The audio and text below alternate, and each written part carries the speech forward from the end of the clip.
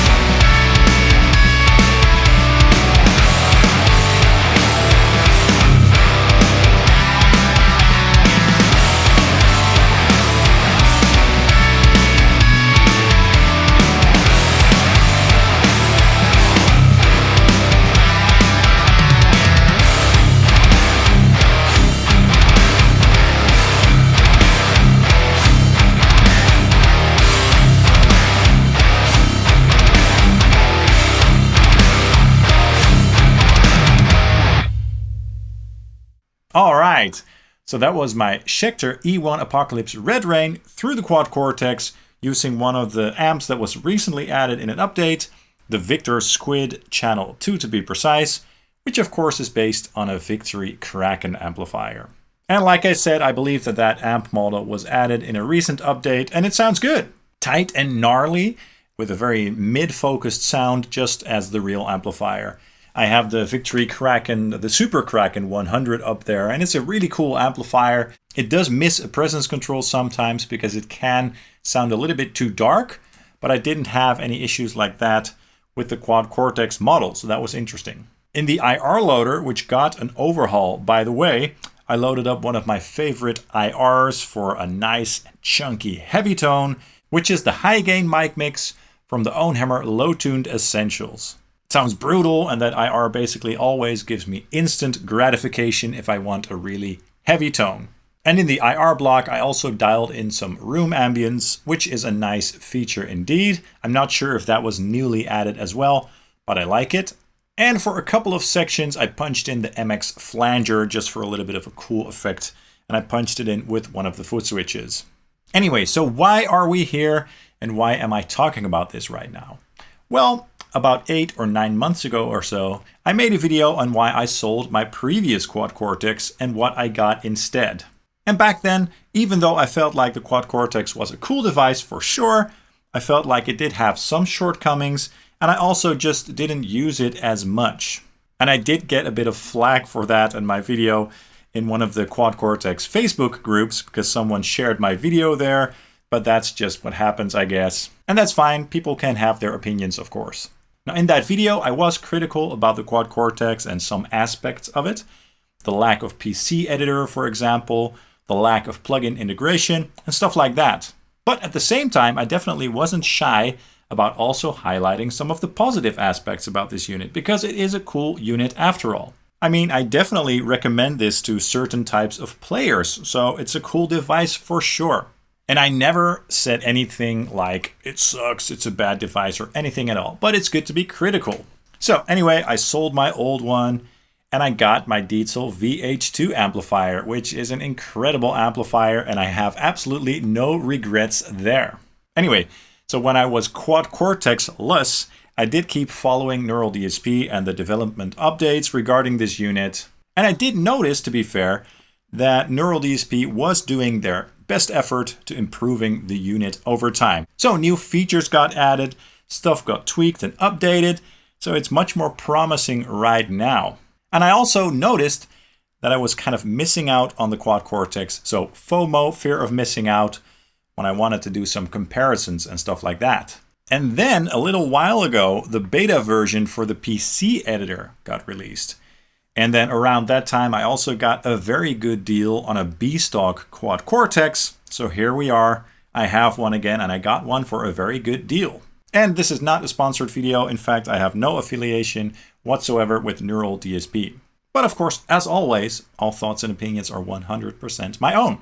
Anyway, so I'm glad that I can feature this on the channel once again, not just for me, but also for you guys, so you guys can hear how it sounds in comparisons and all that good stuff. And maybe when cool new features will be added in the future, I can also do some videos and stuff.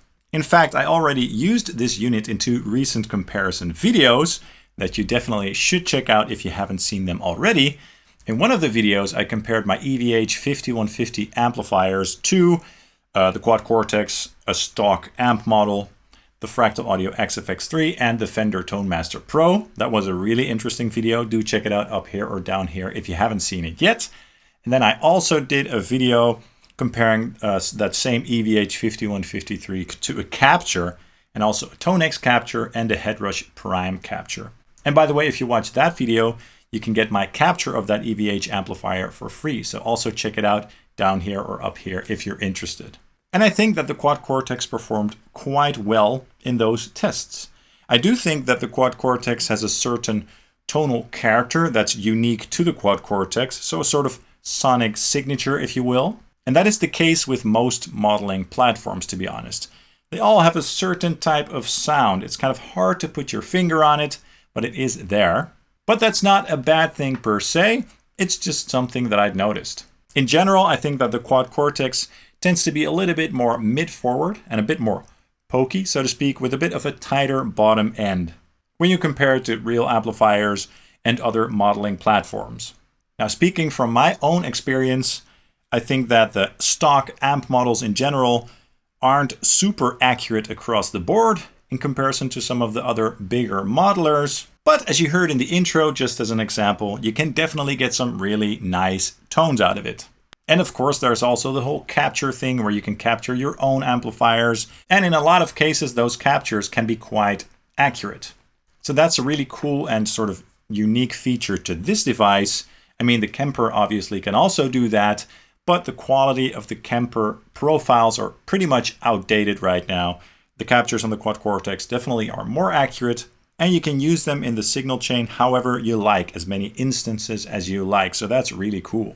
So what are some of the improvements that I'm talking about that made me pull the trigger again? Keep in mind that these improvements that I'm talking about here are improvements that are interesting to me personally and that just caught my eye basically. And one of the obvious ones is of course the newly added PC editor, Cortex Control, which is still in beta by the way, but I'm glad that they're doing a public beta. The editor definitely is great and it makes working with the unit that much easier, especially when you're behind your PC or your DAW or whatever. Don't get me wrong, working on the unit itself with the touchscreen is pretty easy, and I do like the touchscreen a lot, but the editor is very nice. It's just nice to hook this up to your PC and then use your mouse and your keyboard and stuff to control the entire unit. And the workflow of the app is just very straightforward, very similar to the device itself. And I was also very pleasantly surprised to see that you can now load IRs into the Quad Cortex through the editor, so without having to use the cloud, which is awesome because I'm not a huge fan of the cloud, to be honest, especially in terms of organizing the files and stuff like that. Talking about organizing files, all of that has gotten an overhaul in the unit itself as well as in the editor, of course. So organizing your IRs, captures, and presets is great. You can sort them in different ways and stuff, so that's cool. On the hardware itself, it's still not perfect because I haven't found a way yet to select multiple files at once. So maybe they can fix that in the future. Anyway, but those things in itself are already quite nice. So that editor, yeah, it's just great. And it makes the workflow with the Quad Cortex that much nicer in general, in my opinion. The capture process has also been updated a little bit as far as I'm aware. I think that the routing in terms of where you plug everything in has changed a little bit, which makes it a little bit more convenient. And one other thing that's really useful is that you can now use a cabinet block or an impulse response when you are capturing your amplifiers or pedals direct, which is very cool indeed. So now when you're capturing an amplifier direct like I always do, you can listen to the amplifier through a cabinet, which makes that process so much better.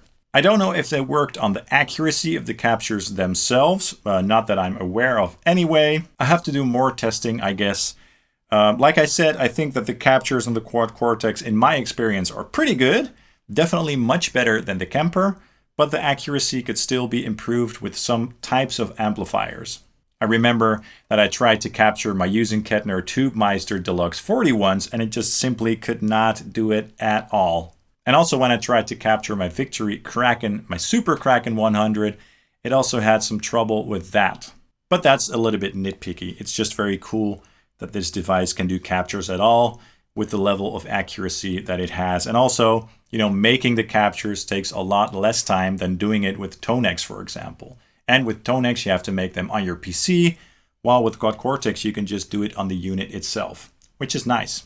Now, latency has been improved on the unit itself as well, which is great.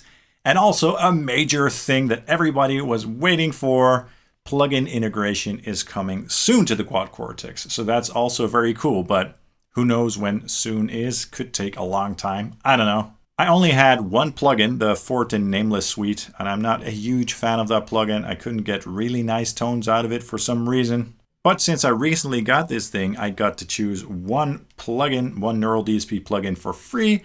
And since the Pliny one is the first one that's being integrated into the Quad Cortex, I just chose that one. So maybe when that feature gets added, I'll get to make a video for you guys to showcase it. Could be fun.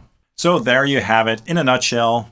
I have a Quad Cortex again, and this was why. Let me know your thoughts in the comments down below, because I'd love to know. And also, please hit the like and subscribe buttons down below, as that really helps the channel out. I'd really appreciate that.